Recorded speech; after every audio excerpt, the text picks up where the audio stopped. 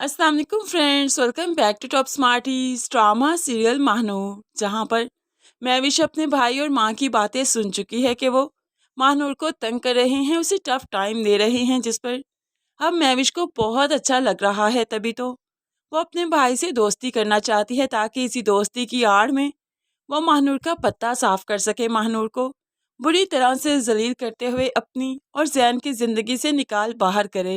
दानिश के सामने जब इतना पोलाइटली पहली बार प्यार से महविश खड़ी है और हाथ मिलाने को तैयार है, तो जाहिर सी बात है दानिश ने परेशान तो होना ही था, क्योंकि बचपन से आज तक महविश काफ़ी रूठ रही है दानिश के साथ, लेकिन अपने मफाद के लिए महविश फिर कुछ भी कर सकती है।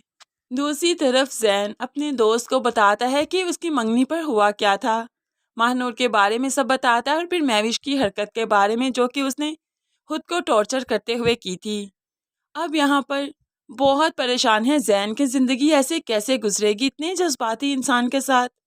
यहाँ पर दोस्त भी परेशान हो जाते हैं कि वाकई इतनी जज्बातियत बिल्कुल भी अच्छी नहीं। जैन महविश के साथ पर्सनली ज़िंदगी गुजारना नहीं चाहता, लेकिन है महविश की मोहब्बत का इतना प्रेशर है कि वो इनकार भी नहीं कर पा रहा, क्योंकि महविश कोई गलत कदम ना उठा ले। दोस्तों के पास बैठे बैठे सुबह से रात हो गई, अब तो घर जाना ही था।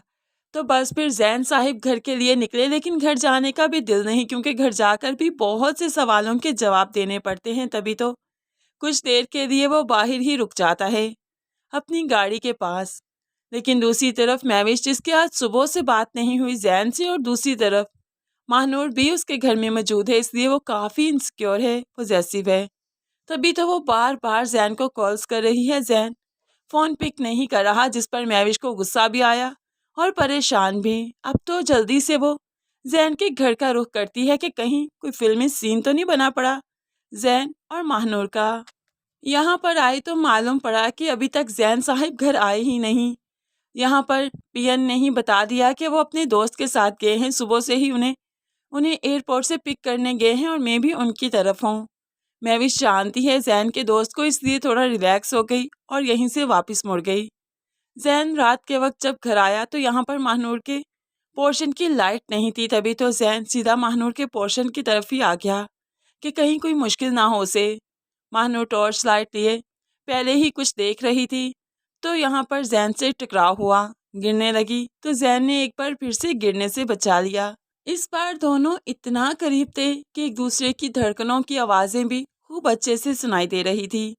जैन का तेजी से धड़कता हुआ दिल साफ बता रहा था कि वो महानूर की तरफ माइल हो रहा है। खैर दूसरी तरफ अगली सुबह होते ही अब मदीहा बेगम ने महानूर को बुला लिया और बताने लगी, तुम्हारी माँ आ रही है।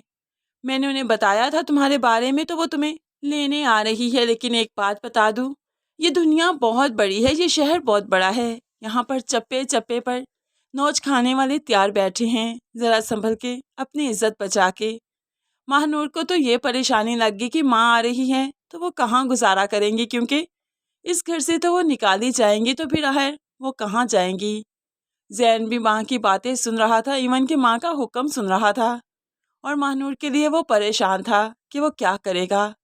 महानूर भी जाते जाते एक नज़र जैन पर डालती है काफ़ी बेबसी से, और जैन ये देख नहीं पा रहा है जैन अपने दोस्त के घर में ही अब महानूर और उसकी माँ को पनाह देगा। महानूर और उसकी माँ वहीं पर रहेंगी, उसकी माँ उनके घर के काम करेगी और साथ ही कोई कारोबार भी।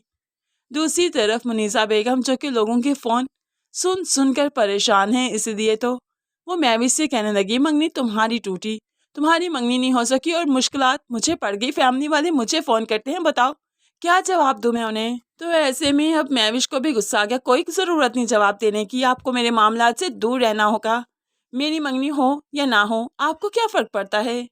तो मुनीसा कहने लगी, दुनिया के जवाब हमें देने पड़ते हैं, तभी तुम्हारे बाप को उनकी तरफ भेजा है कि दोबारा मंगनी करें या फिर शादी ही कर लें। शादी करके रुखसत करना चाहती हूँ मैं तुम्हें बहुत जल्द यहाँ से। इसलिए अब फिर से महविश को गुस्सा आ गया, अब चाहती क्या है आहर, कितनी दफ़ा कहा मेरे मैटर से दूर रहिए, मेरे और जैन की ज़िंदगी से दूर रही है, हमने जो करना होगा जब करना होगा खुद करेंगे। तो यहाँ पर मुनीसा बेगम चिल्ला उठी, तुम्हारा ये एटीट्यूड है ना जो एक दिन तुम्हें ले डूबेगा, तुम्हारे पास कुछ नहीं रहेगा। है ये एक बद्दुआ है या नसीहत, ये तो मैविश को ही समझना चाहिए और अपनी ज़िंदगी में थोड़ा सी जुनूनियत को ख़त्म करते हुए जैन के साथ अच्छे से आगे बढ़ना चाहिए, तभी जैन इसका हो सकता है, अदरवाइज़ ये वाकई ही जैन को खो देगी। दूसरी तरफ दिलावर साहिब जो यहाँ पर आए हैं शादी की बात करने, महानूर पर नज़र पड़ी तो फ़ौरन से शफ़क़त भरा हाथ महानूर के सर पर रखते हुए उसका हाल पूछने लगे। बेटा, उस दिन तबीयत क्यों इतनी ख़राब हो गई थी, सब ठीक तो है ना? तो महानूर की आंखों में एकदम से आंसू आ गए, क्योंकि इतनी मोहब्बत, इतनी शफ़क़त से उसके मामू ने कभी उसके सर पर हाथ नहीं रखा था। खैर, दूसरी तरफ अब आसिया भी यहाँ पर आ चुकी है। अभी तो नहीं, लेकिन आगे चलकर आसिया और दिलावर साहिब का आमना सामना होगा, तब मालूम पड़ेगा कि महानूर आसिया की बेटी है, इवन कि मैविश भी आसिया की बेटी है, सिर्फ दानिश ही है जो कि दूसरी औलाद है। ड्रामे में ये ट्विस्ट बहुत ज़बरदस्त आने वाला है, जिसका हम सबको बहुत बेसब्री से इंतज़ार है। फ्रेंड्स, अगर आपको आज का रिव्यू पसंद आया तो ज़रूर वीडियो को लाइक और शेयर कर दीजिएगा। मज़ीद वीडियोस के लिए चैनल को सब्सक्राइब करके साथ ही बेल नोटिफिकेशन ज़रूर प्रेस कर दीजिए, ताकि आने वाली हर वीडियो बहुत आसानी से देख सकें। दुआओं में याद रखिएगा, अपना बहुत सारा ख्याल रखिएगा। नई वीडियो तक के लिए अल्लाह हाफिज़।